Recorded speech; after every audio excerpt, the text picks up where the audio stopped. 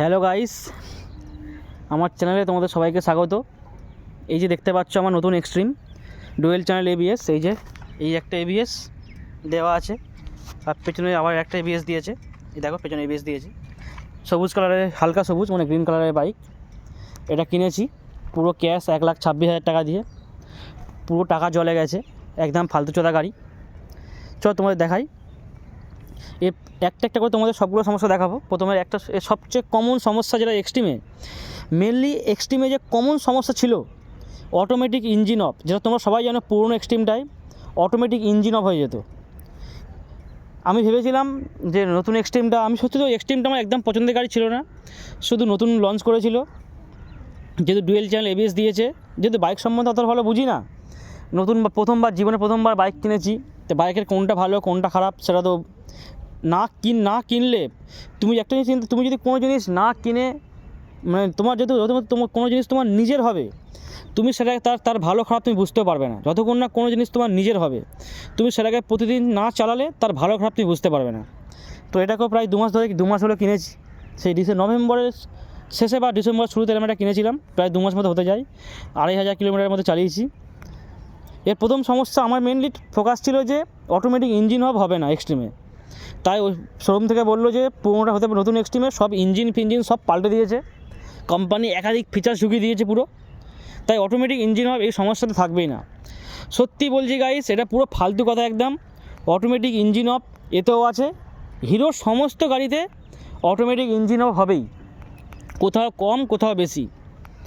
এতে প্রথম যখন কিনেছিলাম, প্রথম 1-2 মাসের মতো, 1-2 মাস, 2 মাস তো এমনিই হয়েছে, 1-2 মাস বলছি, ওই 3-4 দিন হবে, বা ধরে নাও 1 সপ্তাহের মতো খুব ভালো চলেছিল।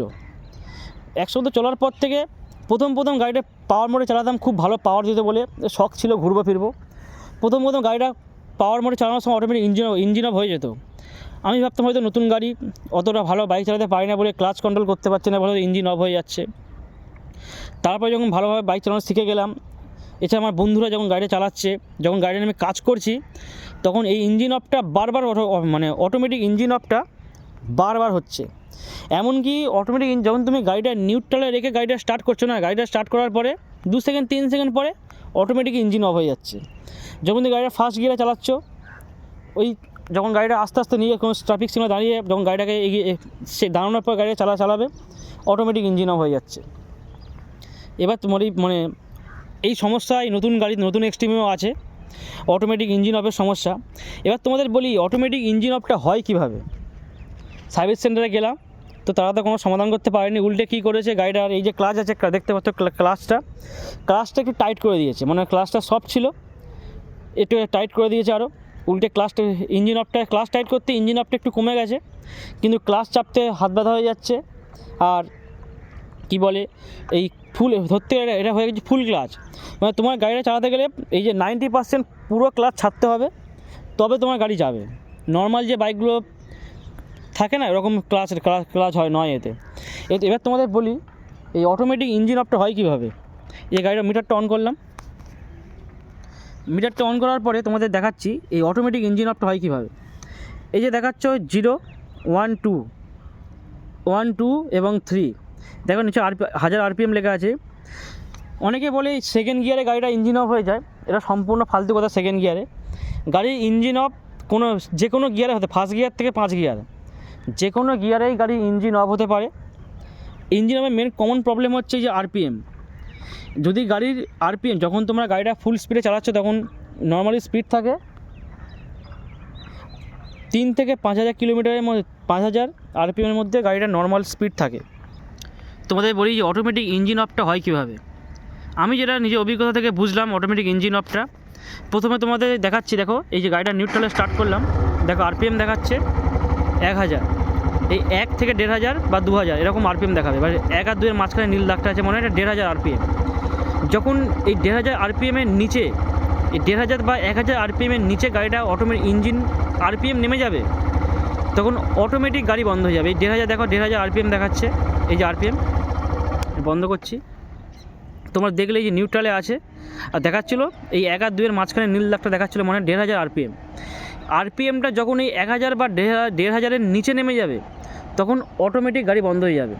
সেটা ফার্স্ট গিয়ার থাক বা কি বলে 5 গিয়ার থাক, বা এখানে রোড ইকো স্পোর্টস এই কী বলে রোড ইকো কি মোড আছে একটা পাওয়ার, যে 3টে মোড়ে যে কোনো মোড থাক বা যে কোনো গিয়ারে থাক, আরপিএম যদি 1000-এর নিচে নেমে যায় তো অটোমেটিক গাড়ি বন্ধ, ইঞ্জিন বন্ধ হয়ে যাবে।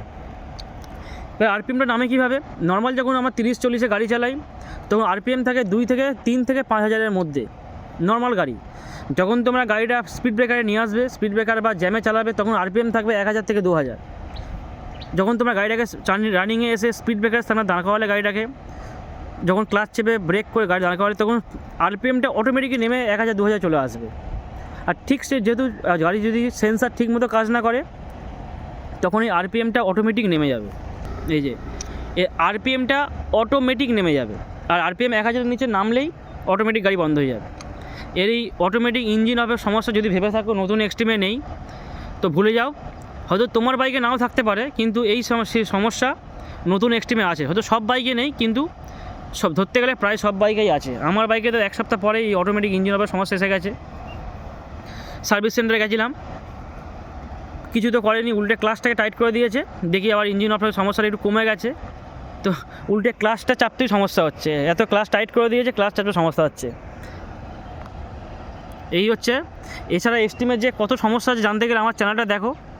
এই বালের এক্সট্রিমে বালচোদা গাড়ি এক্সট্রিমে মানে এত সমস্যা জানলে, পুরো 1,26,000 টাকা ক্যাশ পেমেন্ট করে কিনেছি।